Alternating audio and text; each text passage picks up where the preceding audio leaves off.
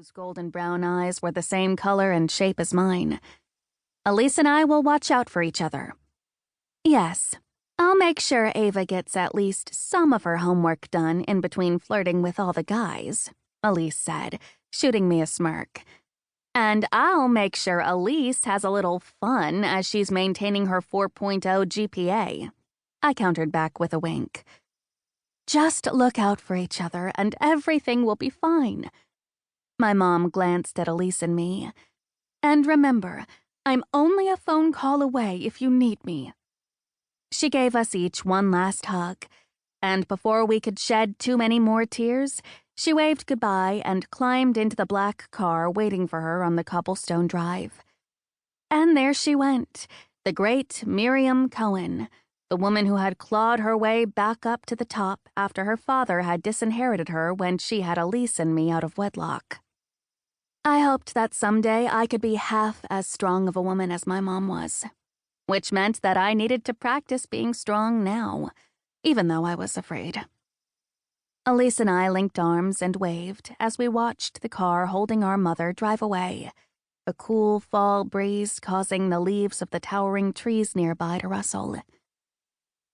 Once the black car disappeared down the tree-shrouded path and through the tall iron gates, Elise turned to me and asked, "Ready to go back inside for our tour?"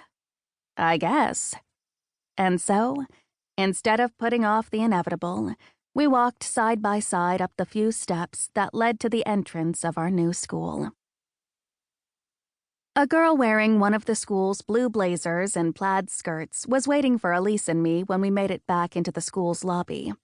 She had long, dark auburn hair and looked so much like a younger Lily Collins that I couldn't help but wonder if they were related. "Ready for the grand tour?" she asked us when we got closer. I glanced over to Elise briefly, then returned my attention to the girl ahead of us. "Sure, that would be great." "Perfect," she beamed. "My name is Scarlett, by the way."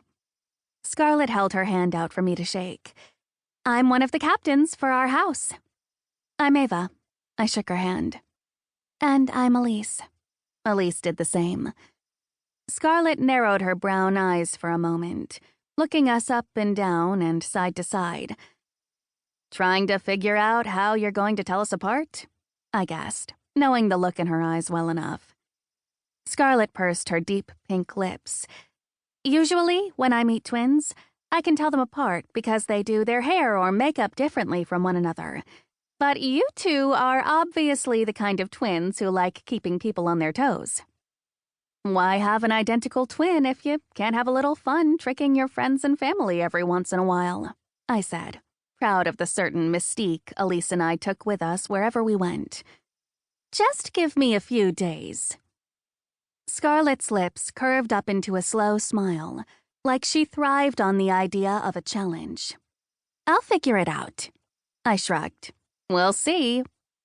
Elise and I had cultivated our own looks through the years, with our own fashion styles and beauty preferences, me taking after our mother more when it came to dressing up, and Elise going for the more natural and casual look.